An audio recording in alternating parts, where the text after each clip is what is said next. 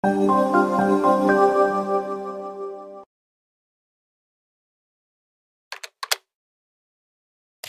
aparatur sipil negara yang bekerja di kantor Kecamatan Carnang, Kabupaten Serang, Banten, diduga melakukan pelecehan seksual terhadap seorang siswa SMA yang tengah praktik kerja lapangan.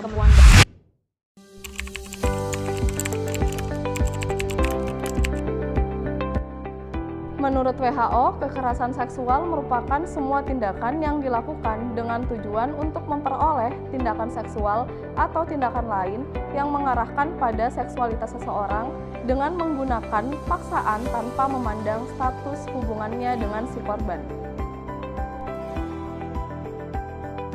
Bentuk-bentuk kekerasan seksual, yang pertama ada pelecehan seksual, contohnya seperti catcalling, meraba-raba bagian tubuh. Yang kedua ada perkosaan, yang ketiga ada pemaksaan perkawinan, kemudian ada kontrol seksual, contohnya seperti peraturan tentang busana dan jam malam.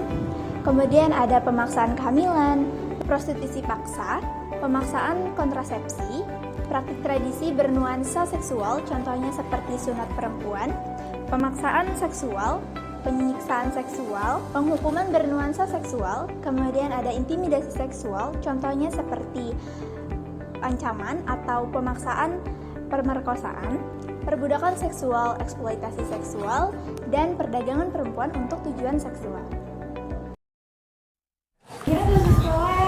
Iya, capek banget.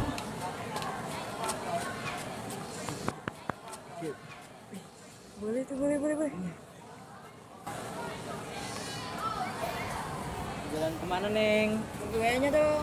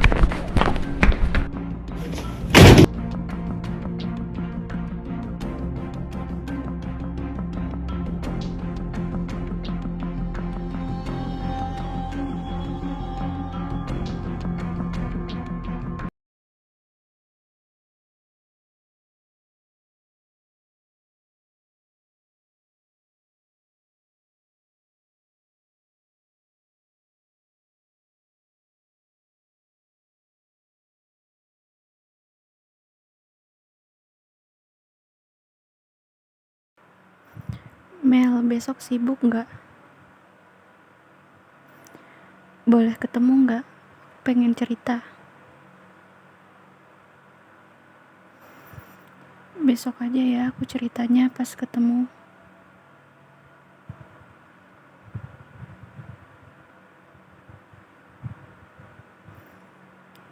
Iya Mel, besok aku cerita ya.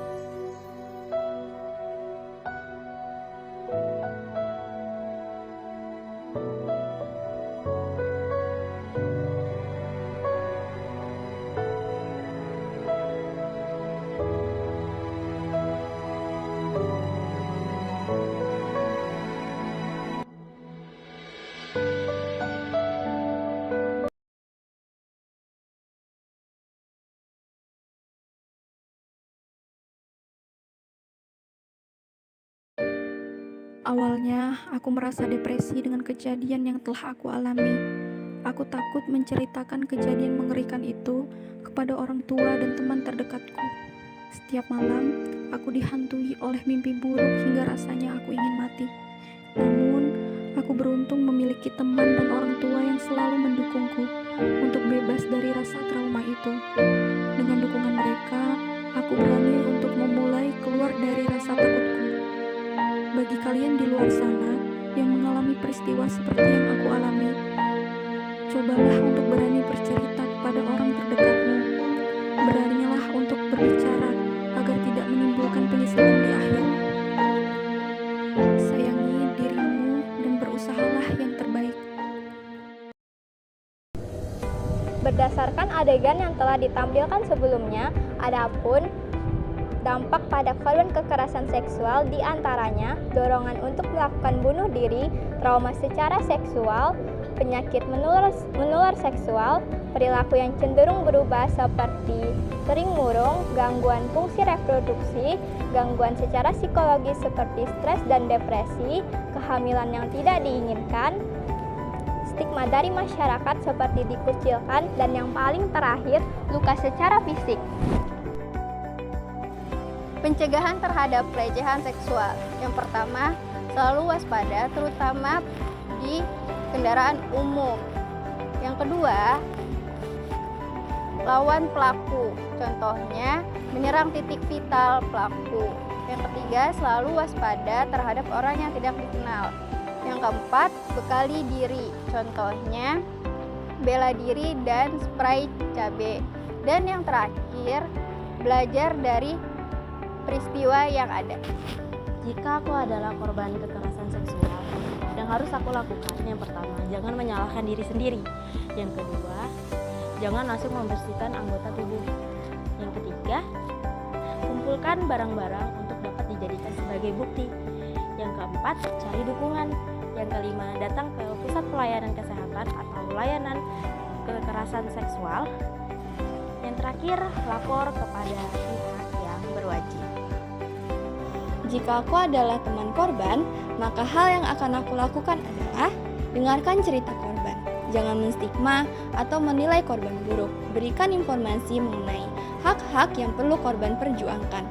Yang terpenting, jangan tinggal diam. Ikuti kegiatan-kegiatan advokasi seperti ruang diskusi, seminar tentang kekerasan seksual sehingga kita tahu apa yang perlu kita lakukan untuk membantu korban.